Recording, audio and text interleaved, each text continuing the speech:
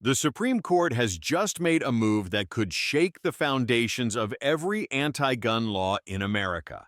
By granting emergency review in Wolford v. Lopez, the court has decided to confront states like Hawaii, New York, and California that openly defied its landmark 2022 ruling in NYSRPA v. Bruen. That ruling affirmed what every honest American already knew, that the right to bear arms does not end at your front door.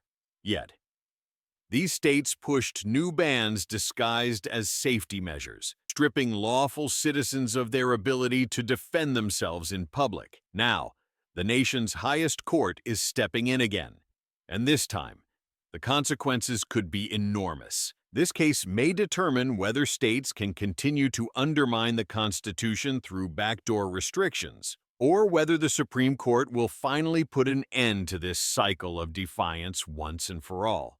When I first read the news that the Supreme Court had granted emergency review in Wolford v. Lopez, I knew immediately this wasn't just another procedural update. It was a direct response to years of open defiance against the court's own precedent. To understand how we got here, we need to go back to June 2022 when the court handed down its historic decision in New York State Rifle and Pistol Association v. Bruen.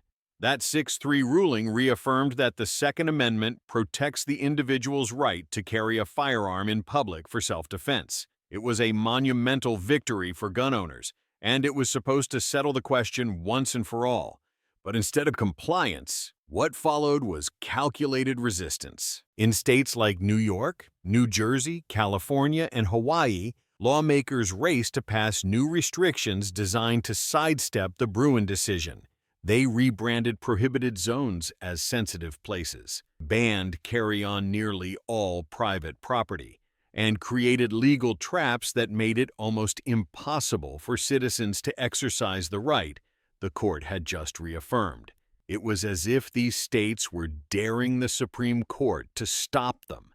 That's exactly what Hawaii did when it passed Act 52, a so-called carry reform law that flipped constitutional logic on its head. Under this law, even licensed concealed carry holders could not carry their firearms onto private property open to the public, such as stores, restaurants, or parking lots, unless the property owner posted a sign granting explicit permission. In other words, the default position became no carry. Unless you could prove otherwise, the presumption of liberty was replaced with a presumption of prohibition. Gun rights advocates immediately challenged this in court, leading to the case of Wolford v. Lopez. The plaintiffs argued that there is no historical or legal tradition supporting such broad prohibitions under the Second Amendment.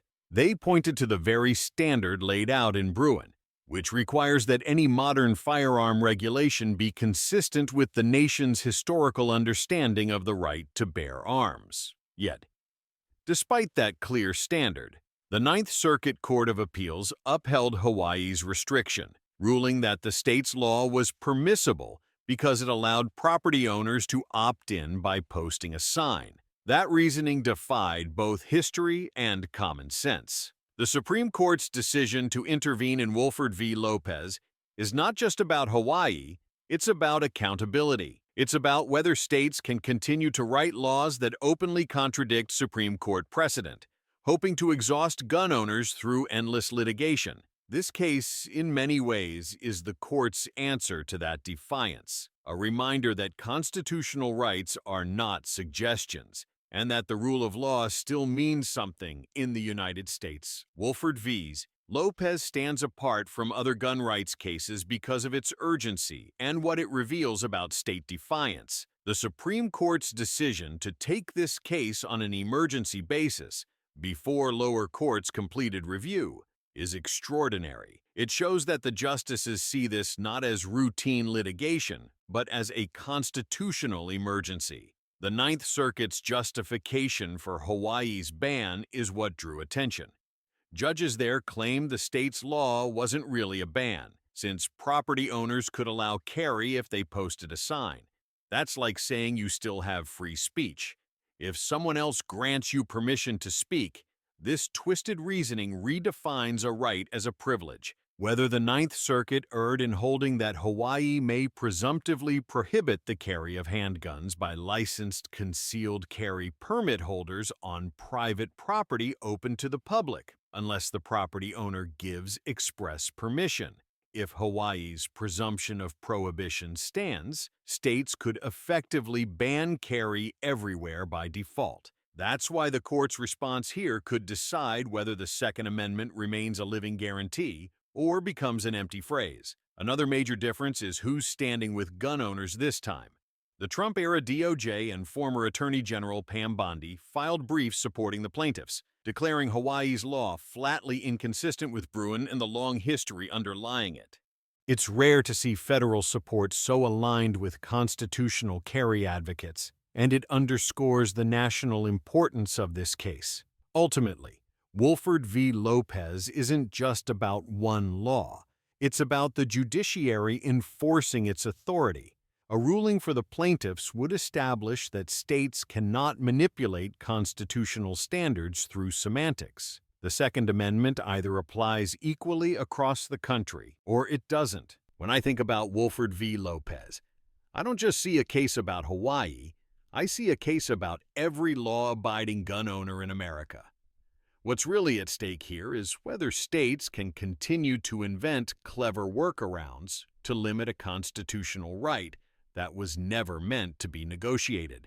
If the Supreme Court rules in favor of the plaintiffs, it could mark a historic turning point, one that reasserts the Second Amendment as a living protection, not a hollow phrase. Let's be clear, Hawaii's private property default ban isn't unique.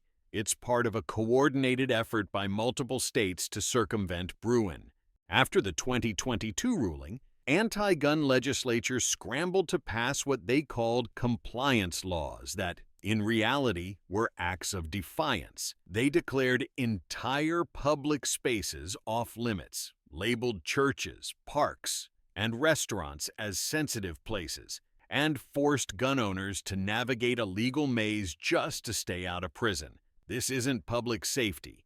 It's bureaucratic entrapment. If the Supreme Court strikes down Hawaii's law, the decision could ripple through every state that followed this post-Bruen playbook. It would directly threaten the legality of similar bans in New York, New Jersey, California, and Maryland, where courts are already struggling to reconcile state laws with Bruen's clear constitutional standard. The ruling could also expose how these states have been deliberately pushing the limits of federal authority, hoping to wear down the judiciary through endless reinterpretation. But if the court rules the other way, if it upholds Hawaii's restriction, it could be devastating. Such a decision would hand states a legal blueprint to nullify the Second Amendment by default, simply by declaring more restricted zones. Every shopping center, every parking lot, every street corner could become off-limits unless property owners post signs granting permission. That's not a right. It's a permit culture on steroids. We've seen this playbook before. After McDonald v. Chicago 2010, which incorporated the Second Amendment to the states, anti-gun jurisdictions responded with indirect barriers, extreme fees, delays, and arbitrary licensing rules. The goal was never to comply. It was to exhaust citizens into submission. Wolford v. Lopez is the new frontier of that same strategy. But this time, the Supreme Court has a chance to shut it down once and for all. The broader implication here isn't just legal, it's cultural.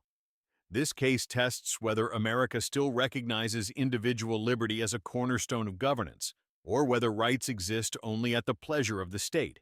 If the court reaffirms Bruen, it will reinforce the principle that freedom is the default and restriction is the exception. If not, we risk entering an era where constitutional rights are defined not by history or law, but by politics. Now let's talk about what happens next, because the fallout from Wolford v. Lopez won't be limited to one docket number. If the Supreme Court answers the certified question with a firm no, states cannot presume a carry ban on all private property open to the public. The political and legal repercussions will be immediate. First, litigation triage across the circuits. Expect active cases in the Second, Third, and Ninth Circuits to be stayed, narrowed, or rebriefed in light of the court's rule. States like New York and New Jersey, already facing injunctions against similar default property bans, will have to decide whether to fight a doomed war of attrition or revise statutes to conform with the Constitution's default of liberty. California will face similar pressure as courts within the Ninth Circuit reconcile Wolford with sprawling, sensitive place maps that swallow the rule recognized in Bruen. Second, the legislative pivot. Anti-gun legislatures will not surrender easily. They will pivot to compliance theater. Look for packages that asterisk swap default bans for license conditional zoning, like insurance or excessive training hour add-ons. Asterisk inflate lists of sensitive places beyond historical analogs. Asterisk leverage administrative rulemaking to smother carry with paperwork. Each tactic invites rapid challenge because Bruen requires historical grounding, not policy preference. And after Wolford, the burden-shifting gimmick, forcing citizens to obtain express permission to use a right, will be off the table. Third, enforcement turbulence. Attorneys general and county prosecutors will confront a practical choice: continue charging citizens under now suspect provisions or issue guidance pausing enforcement. Many will circulate bulletins to law enforcement clarifying where carry remains prohibited and where the default is restored. This is where clarity from the court matters. Clean rules prevent selective enforcement. Fourth, national messaging and elections. Politically, Wolford will become a referendum on constitutional governance. One side will frame the ruling as extremism. The other will point out the obvious. A right that requires permission is not a right. Voters will ask a basic question in 2026 State House races. Do you support the Supreme Court's constitutional standard, or will you keep wasting tax dollars to defy it? Fifth, the culture of compliance. Lawful citizens, many who delayed applying for permits or carrying due to legal chaos, will re-enter public life with clear rules. The right to bear arms is the default. Restrictions are the exception. That cultural reset matters. It teaches officials that constitutional litigation has consequences and teaches citizens that their rights don't hinge on a sign in a window.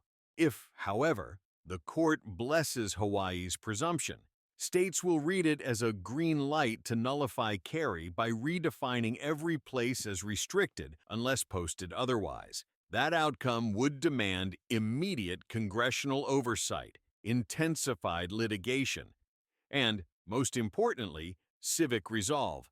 The bottom line: Wolford will either end the era of post-Bruen gamesmanship or institutionalize it. I'm prepared for the former.